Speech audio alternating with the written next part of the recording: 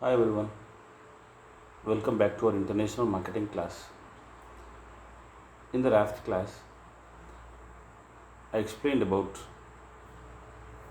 the impact of culture on international negotiations. There we have discussed about what are the major factors of culture that are actually influencing the negotiation in international marketing. And at the end, I told you today I'll give you a brief discussion with a table that what are the major differences in terms of culture across the different countries or nations. So let us start. So the national differences in negotiations due to the cultural factors are majorly what are the factors that are actually differentiating these we'll discuss today. The first you can see here is the attitude against the time.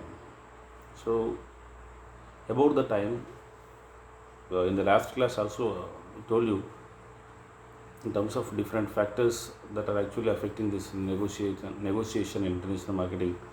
I told you the time factor, I told you the values and beliefs, I told you like how it is about non-verbal behaviors and how it is about competitive and equality, how they are different in terms of objectivity, everything we have discussed. So here with examples I'll give you few factors how they are actually differentiating from country to another country. So the first factor is attitude against time. So with reference to time, how the attitudes are different from country to country. Here we are taking two countries, Germany and Spain. You are trying to differentiate how these countries are different in terms of attitudes about this time. In Germany, the country of time awareness, the time is valuable commodity, an important unit of measuring for the human activities. The lack of punctuality is a sign of poor organization and bad manners in Germany. So they are very, very particular about these timings. When it comes to Spain, the country of time waste it is. The time has little value and is excessive available. The interest in punctuality is missing. The lack of punctuality is a sign of prestige in businesses. So the person who comes late is a valuable person. But in Germany, whoever whatever it is, it should be on time. That is why see how it is different. You know how it is in India, right? No need of any explanations. And mimicry, like about the facial expressions, about just giving the gestures and postures, how the different countries are taking it as. When it comes to Germany, the absence of mimicry of mind in Germany. The most important form of mimicry means lack of attention, lack of interest, lack of presence is the smile accompanied by the occasional movements of the head. See how different it is. There, the smile accompanied by the occasional movements of the head is treated as lack of interest, lack of attention. But in India, it is not like that. When it comes to United Kingdom, also it is contrast to Germany. So in the United Kingdom, how they are treating it, the correct behavior needs emotion hiding and a serious expression of the face. The smile is judged as the sign of weakness and lack of self-control. See, the smile they are treating it as it is a sign of weakness. Smile they are considering it as the lack of self-control. When a person is weak, he usually signs and smiles. So that is how they are taking it in United Kingdom. So the mimicry is also not same in all the countries. And expression of eyesight. Usually, whenever we are discussing about this eyesight, usually what we say is maintain the eyesight, eye contact, maintain the eye contact properly. But in different countries, they are treating this eye contact in a different way.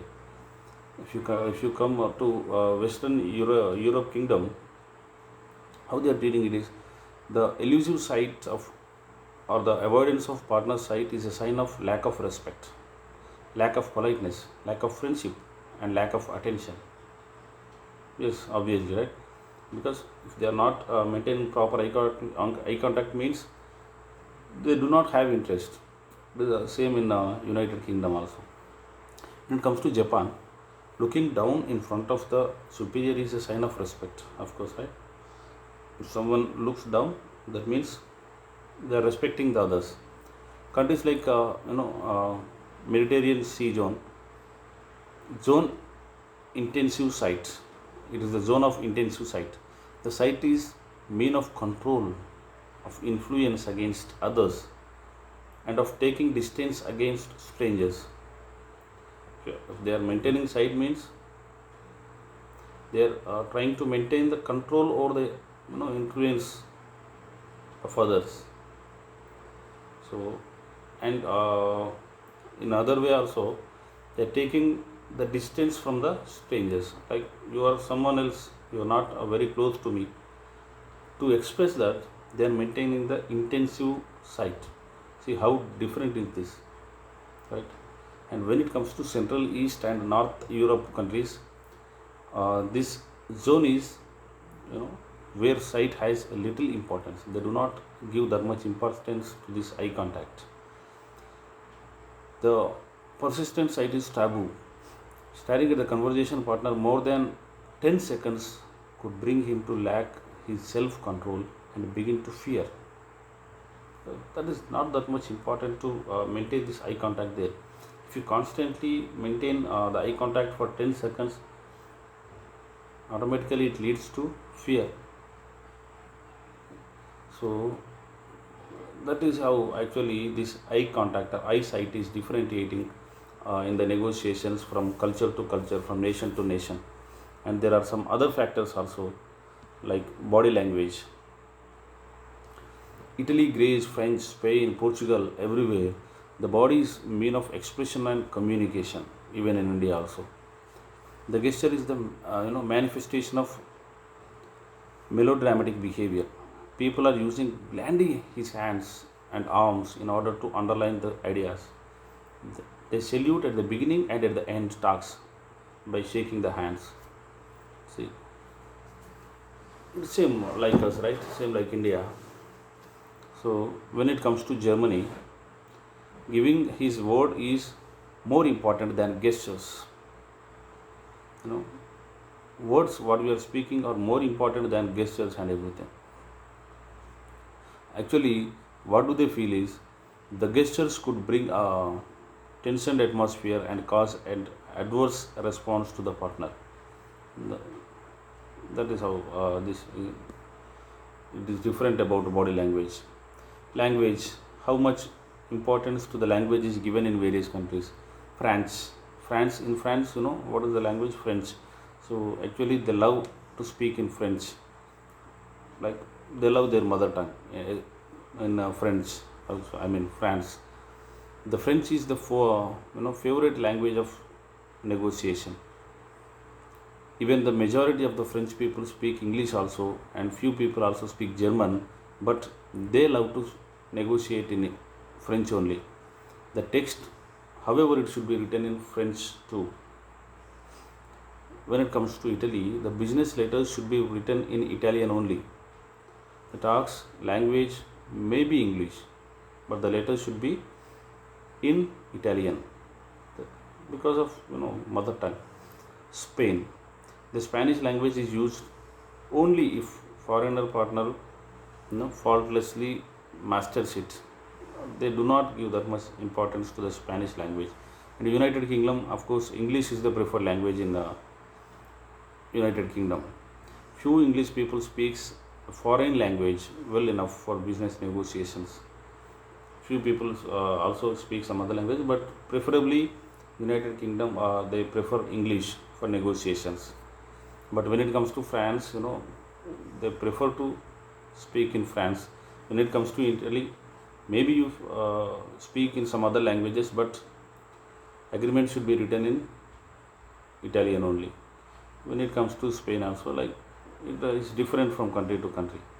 And hierarchy and status, the status, the respect will be given based on what? In United Kingdom, the status depends on origin, like where did they born. Depending on that, the respect will be given. The status, like, will be decided based on that. Or social class, what kind of social class the person is born, and the status of family, and even accent, that way of speaking. So all these will actually determine the status of a person in United Kingdom. When it comes to France, the status actually depends on the level of education, like how much educated, the better educated, higher educated means high level, high status person. Depending on the education, depending on the social status, of course, and the family, and the wellness, how well sound he is.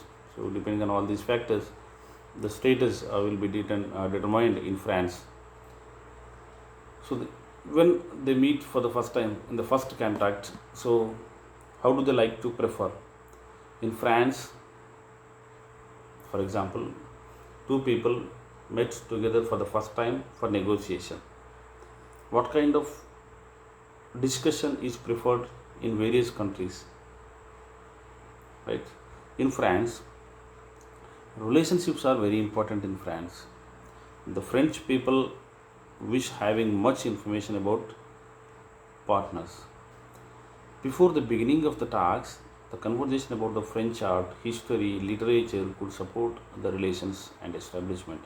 The formal clothing is stylish and elegantly wearing is standard in France, because as we discussed when we were actually discussing about language also, they are, mother tongue lovers, French lovers. So discussing in French would be an advantage for the negotiator, and also maintaining a relationship would be one more advantage for the negotiator, because they are relationship oriented. They like maintaining relationships. That is why it may not work out if the negotiator directly goes to the topic. Before that, we may actually discuss something about the French. The French language is very good. That is why I am trying to learn French and allow people in France. Such kind of strategies may be useful in the negotiations in French or France. When it comes to United Kingdom, certificates and recommendations are very necessary. It's not about relationships,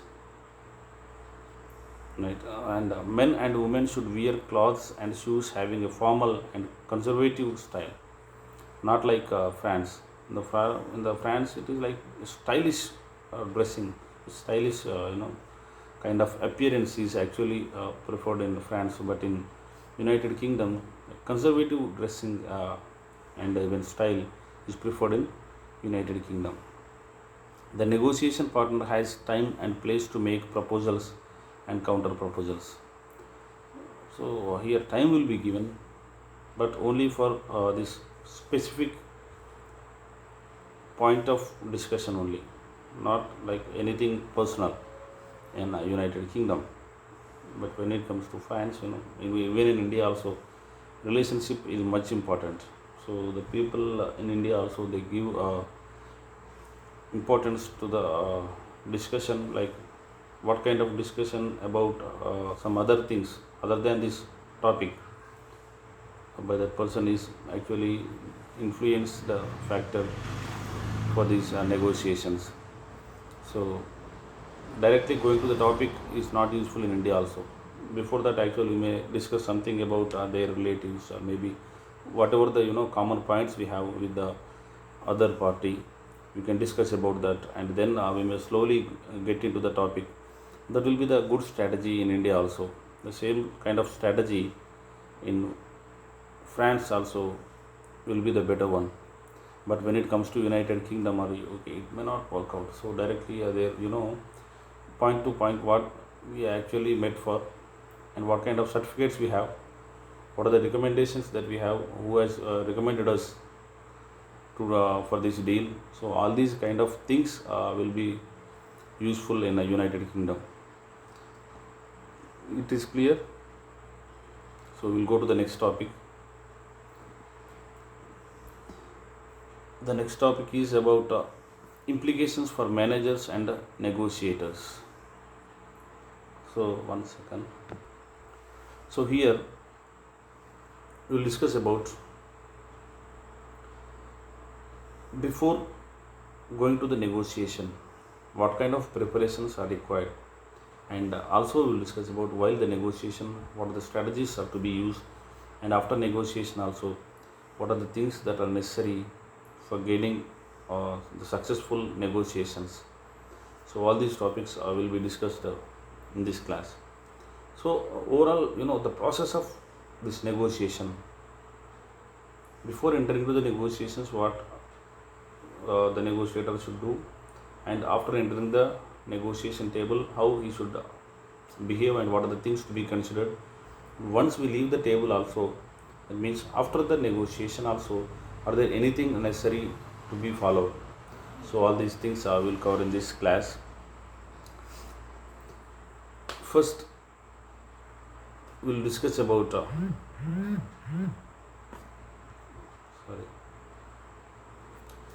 considering all the potential problems in cross-cultural negotiations. It is wonder that any international business gets done at all, because we have discussed, earlier we have discussed many number of problems in this negotiations. Even after considering all these negotiation factors, how the business organizations can be successful in these negotiations. Is it possible to get the success in these negotiations by considering all these cultural factors, all these hurdles, all these pitfalls?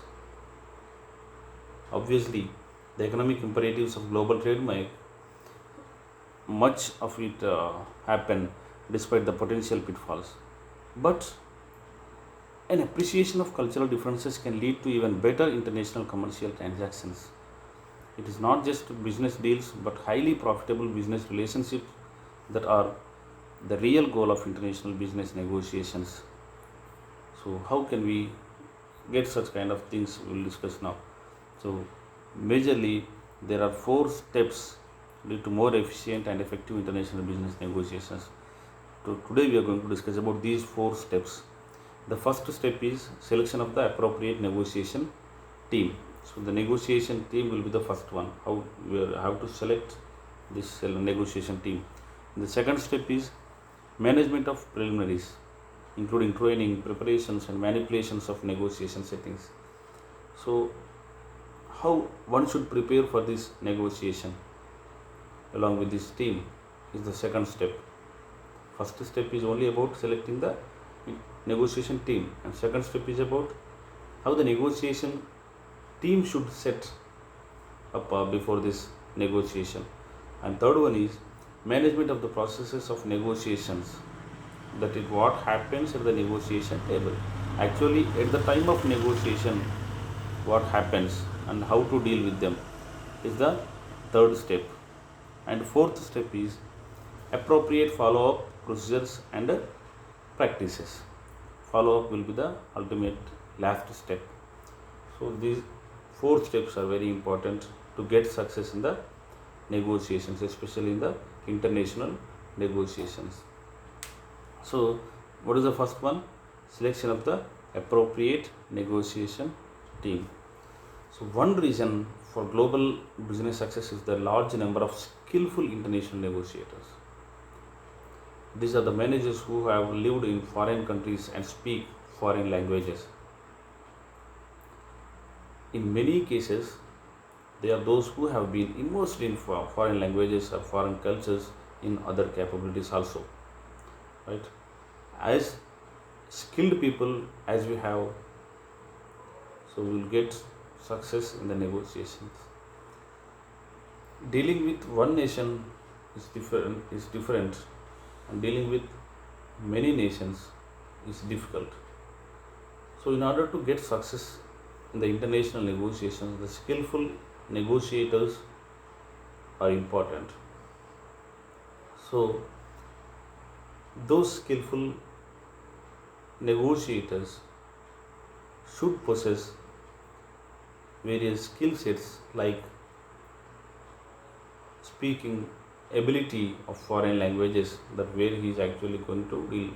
As we have already discussed, what is the importance of language in, you know, negotiations in international marketing. We have already discussed in the last class. So that is why the skillful team should have ability to speak the foreign languages, and they should also have the ability to adapt the foreign cultures, because as we discussed, following the culture like non-verbal behaviors and all these things is very essential in the negotiations.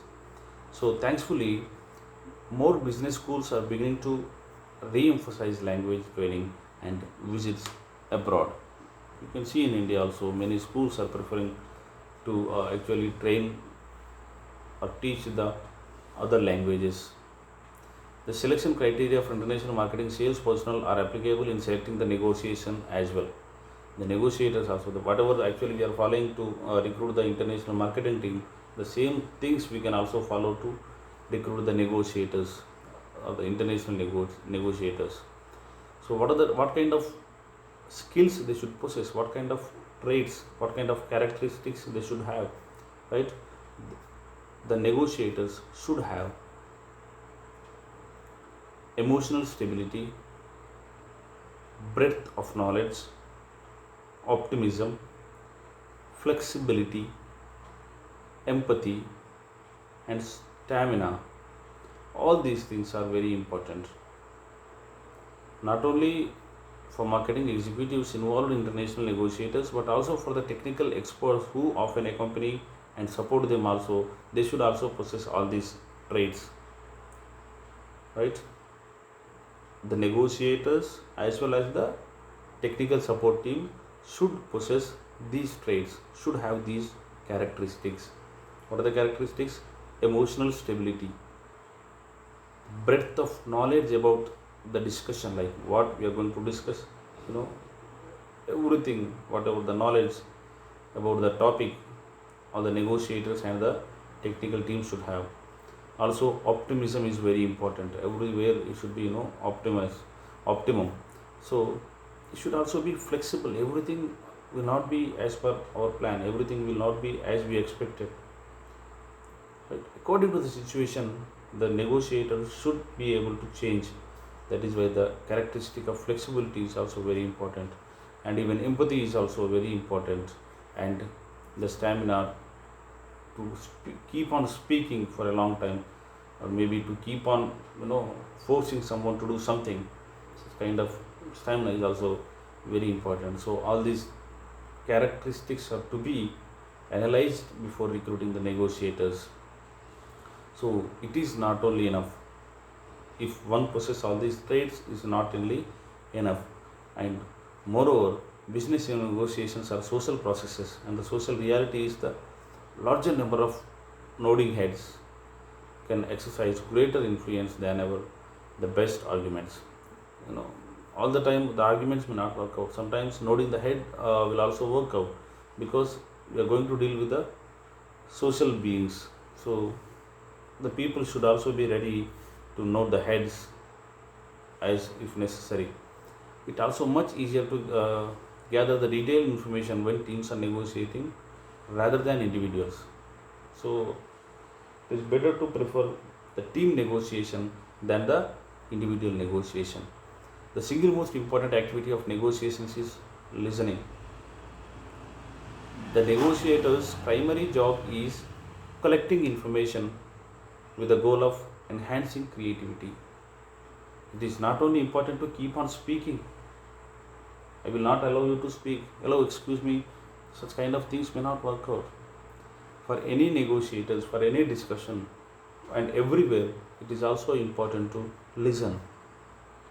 Especially in the negotiations, listening is very important, because the main thing is not to give your information, not only to share your information. The major thing is to get the information from the others. So that is why we have to listen, and we have to get the information, we have to collect the information to use our creativity, to enhance our creativity, so that we will get more solutions about the problem. So we will get more ways to get success in that negotiation. right? So it is also important to listen. The negotiation team should also habituate to listen. This may mean assigning one team member uh, the sole responsibility of taking careful notes and you know not worrying about speaking during the meeting. So he will not take care of anything else. He will not speak. He will not involve in the discussion. One person in the negotiation team, we are solely allocating the work of noting down the information. Whatever they are speaking, any new kind of information is there or any information is there, just make a note of it. Only for that we are allocating or we are assigning a person. Indeed, many experienced international negotiators argue that half of the negotiation is with the headquarters. So bringing along a senior executive is very important because influence at headquarters is crucial to success, right? So in the negotiation team there should be a senior executive also. Finally, it is also important to reiterate a point made in. It is also important to make a note that gender should not be used as selection criterion for international negotiation teams. Especially there should be at least one woman. There should be minimum of two men. Such kind of uh, formulas may not work out in international marketing because everywhere gender differentiation is not same. Especially in few cultures, dealing with women will be very difficult. So when dealing with international negotiations, gender specifications are not suggestible. And the second step is negotiation preliminaries. So before going to the negotiation, something we have to set up. That means we, in the sense, the negotiation team should set up something, should prepare something. So what is to be prepared by the negotiation team is the second step, right? Overall there are 4 steps, right? Okay, this is the second step is negotiation preliminaries. Many companies in the US provide employees with negotiations training. Very few companies provide training for negotiations with managers from the other countries.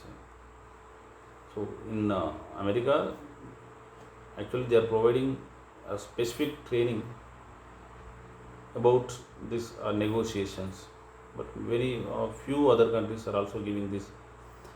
Managing negotiations Japan, MNJ. This is a program.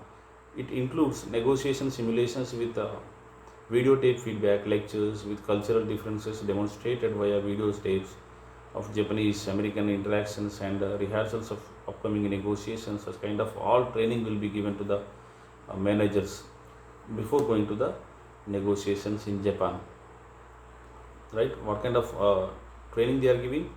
They will show some videotapes and they will give some feedbacks and various lectures will be given, like what are the different cultures we are going to deal with, how the culture is different of Japan from America, and they will also show some videotapes about the interactions between Japanese and Americans, and these are all will be useful for the negotiation team to prepare well in advance before going to the negotiation. Any experienced business negotiator will tell you that there is never enough time to get ready. How much time is enough to get ready? We cannot say, because there will not be enough time to get ready. Whatever the time you have, within the time you should get ready. So how to get ready? How can someone say like we are ready for the negotiation? What are the things that we should check in advance before going to the negotiation? Majorly, there are 4 checklist factors. These are the 4 elements which should be checked, which should be ensured before going to the negotiation. What are they? First one is assessment of the situation and the people, right? For example, we are going to discuss about a deal, about a contract. We are going to set right a contract. We have to deal with the client, for example. So before going to the situation, before going to the negotiation table, we have to think, we have to assess, we have to analyze what kind of situation will be there after going there. For example, already they had discussions with different other contractors also, so they know all the things, they know what are the pricings, you know, they know what are the different characteristics that we have to make note of things in agreement.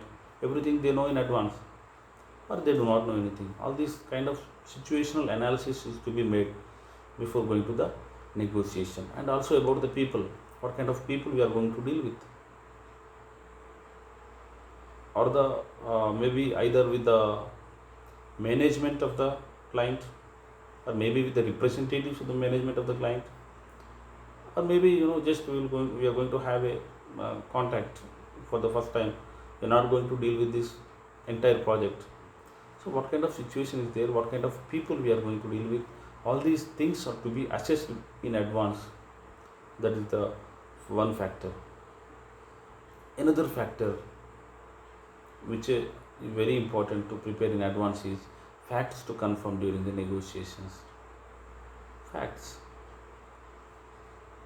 For example, as I told you, they know all the things, they know about the pricings, they have well experience in this industry. The way of dealing should be different, and they are the freshers, they do not know anything about this industry, they recently entered the market, so the way will be different. If okay, they are well experienced in the industry, so what is the price that we are going to quote, what would be agreeable price. Such kind of facts are to be gathered, to be known in advance. And agenda, after going there, what are the things that we are going to finalize in today's negotiation, and what is the order of discussions, right? At what time we are going to be there, and how we are going to start with what kind of topic, and how we are going to deal. All the agenda should be prepared in advance. And the fourth one is best alternative to a negotiated agreement.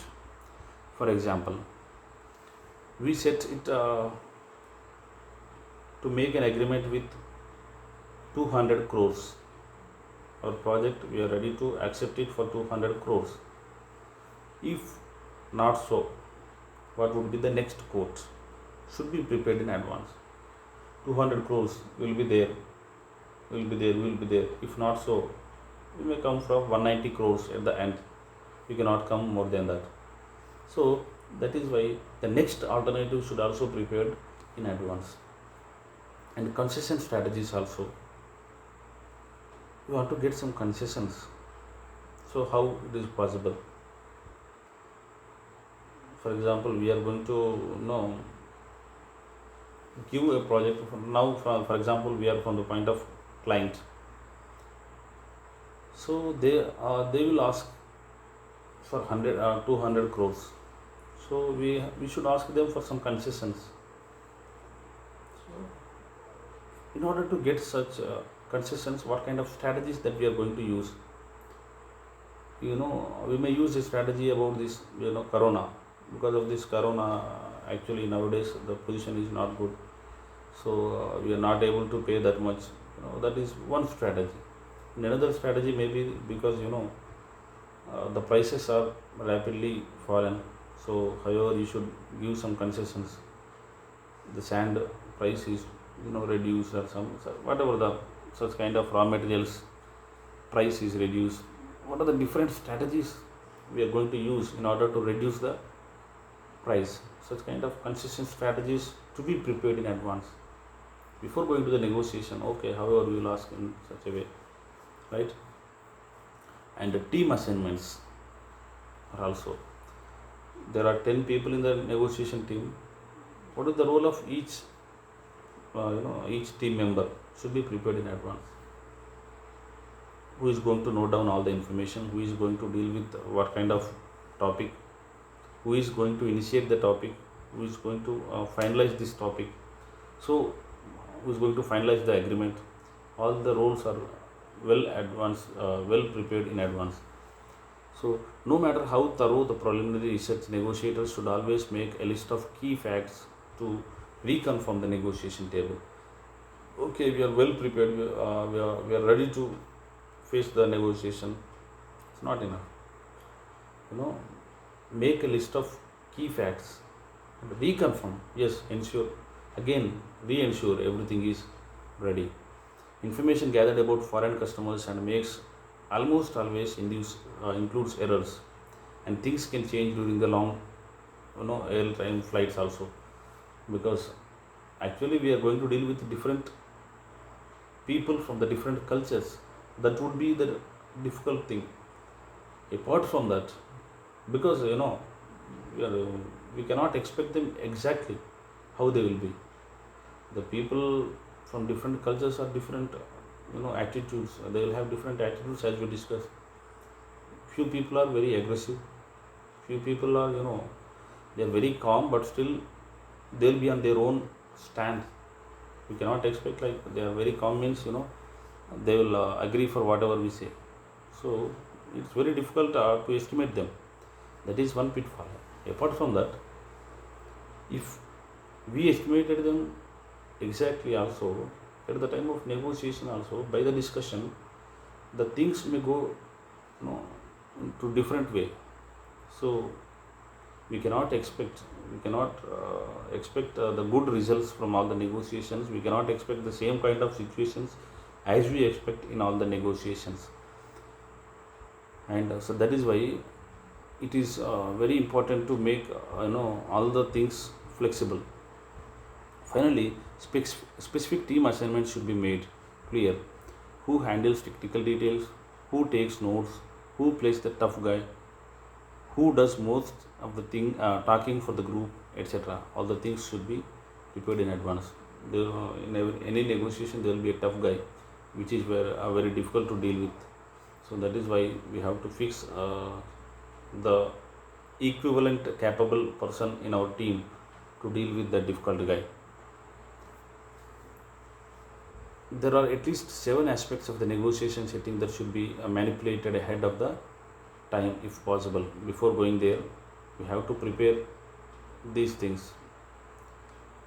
We have to be known in advance. What are the things? Location, that where we are going to have the negotiation. Location, why should we know the location is, for example, how much distance is the location from our residence, how much time it takes, because we have to be there on time. That is one thing. Another thing is what kind of climate will be there. Depending on that, we have to prepare with our clothing and everything, right? So because after going there, if it is not comfortable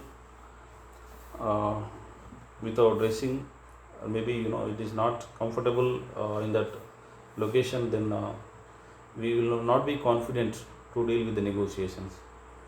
So it's better to know the location in advance and prepare for that negotiation in that location. And physical arrangements at the negotiation location, whether we will have mics to speak, or should we speak with loud voice. If there is no mics, what we have to do is, if there are 100 members, we have to reach to all the people. So we have to be prepared to speak louder. So it's kind of physical arrangements. And are there any physical barriers, or there will be any psychological barriers? There will be sometimes bad light. Such kind of things have to be estimated in advance, so that whatever the situation, we will be ready to face. So number of parties. Sometimes if we are going to deal with only one party is fine, because we will prepare in advance, and maybe it will be good. But there will be sometimes more than one party. Like for example, if you are the contractor, they will also be client. They will also be for example, consultant. So contractor, consultant and client, there three parties are going to be participated in the negotiation. So it would be different, because you know the different type of questions may raise from different parties, and the discussion may also go to a different track depending on the, and it may be sometimes it may go to very aggressive because of the discussion between the other two parties. As actually we expected there will be such a calm negotiation, but because of their misunderstandings, or because of their rude behavior, something else may happen. So who are the different parties are there? And the fourth important one is number of participants from each parties are also to be known in advance, because if from one party there are 10 people, 10 participants, and from another party there are again 10 more parties, so we are also about 10 members or 10 participants are going to participate from our party also. So we have to decide, like for example, let us take like it is the construction industry. So there is an electrical engineer from the consultant, there is an electrical engineer from the client. So as the contractor we should also have one senior electrical engineer, that who is going to deal with them, right? That is why the number of participants and who are the participants from each party is also to be known in advance, and so that we will prepare in advance also. And audience, those who are actually not participating in the discussion, those who are not participating in the negotiation, it is also important, because if news media is there, you should be very careful while discussing, and if there are competitors also, it would be necessary to be very careful, and if there are fellow vendors also, all these things are, what kind of audience will be there is also very important to be known before going to the negotiation. Communication channels, whether we are going to discuss face to face, or whether we are going to discuss like now what we are doing in Skype or Zoom app, and what kind of channels or media that we are going to use is also important. And time limits, in a few nations, few countries, the time is very crucial, right? We should be on time and we should complete it on time also. So how much time will be given to us, and what are the points that we are going to discuss in the given time, and how can we complete it? So what time we are going to allocate for each topic, all these time limits have to be set before going to the negotiation. It is about our negotiation preliminaries. And the third one is, yes, we went to the negotiation table, now we are negotiating. At that moment, the most difficult aspect of international business negotiations is the actual conduct of the face-to-face meeting. Assuming that the best representatives have been chosen, already we have been chosen the best representatives, and assuming that these representatives are well prepared, everything, the location, the number of clients, the number of parties, and everything, whatever we have discussed is everything well prepared, we are assuming, and well prepared the situational factors also, and we are ready to manipulate the situational factors, right? But things can go still soar at the negotiation table. It may not be as expected by our preparations, right? We expected something and we prepared well in advance about all these things, but still there is a chance to go the situation to a wrong way. So things may be done differently in the stages of negotiation than they were in the earlier. In the starting, it may be right as we expected, and everyone is in favor of us, and later on, it may go into the different way. So everywhere around the world, we have found that business negotiations proceed through 4 stages: non-tasking, task-related exchange of information, persuasion, and concessions and agreement. So these are the 4 stages. Everywhere, even in India, everywhere, in every country, these are the 4 stages. Whatever the kind of negotiation, these four stages will be successful strategy.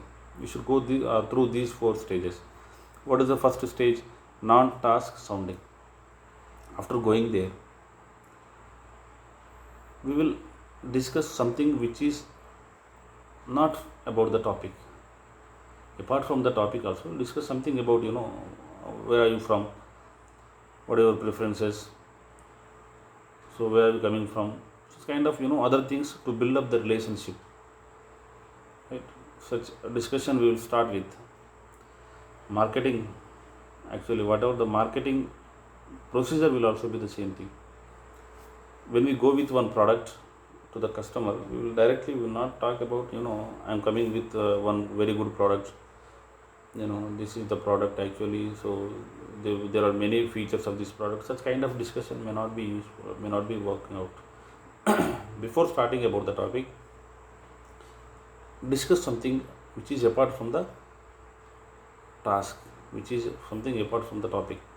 So that is how we'll start with. That is the first stage, and then the next stage is task related exchange of information. Then we will slowly start.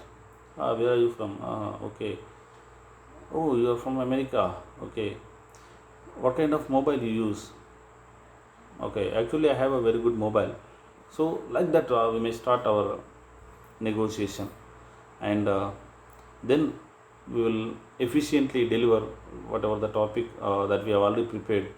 So we will deliver all the information, and we will exchange the information each other, and then we will enter to the third level. That is the persuasion.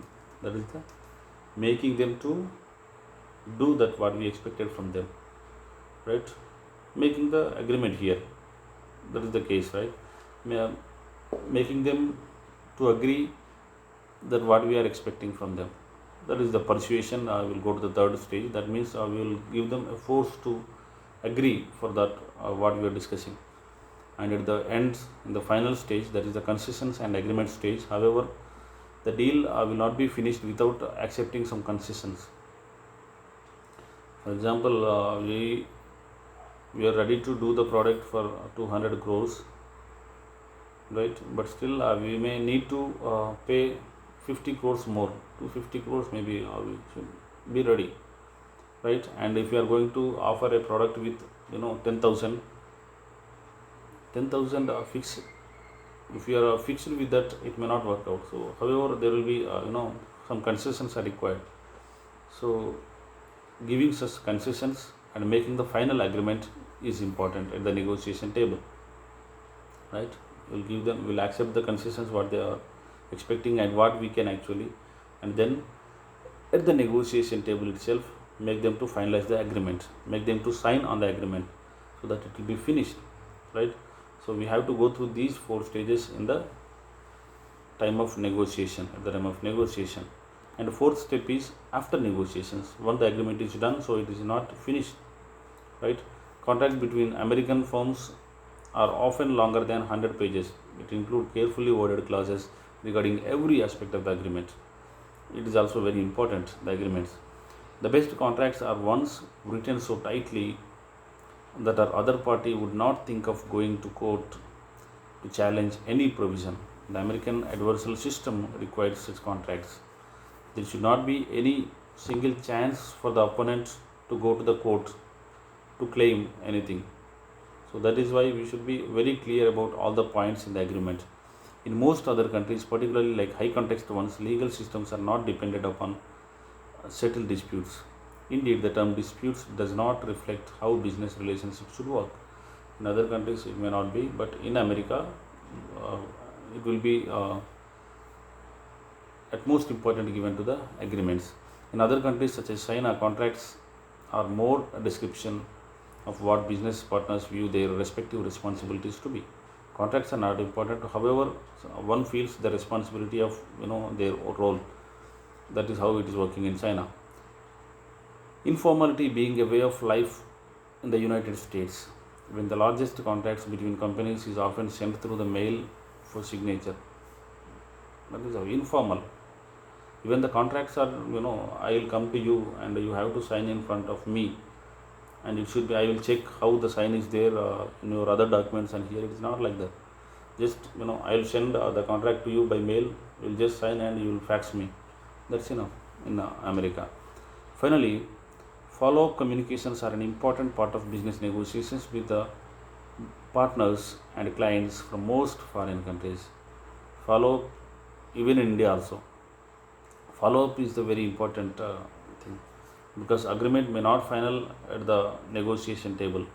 After that, however, the negotiation meet, they agreed for the country, they agreed for our project, but still they will not sign on at the same time. So it will be necessary for us to follow up and keep in contact with them, right? So that is why after negotiation also, it is very important to keep in touch with them and all the time following up the negotiation, right? So with this, we have completed all the things about international negotiations. I hope it is clear. If not, ask me any doubts. Thank you.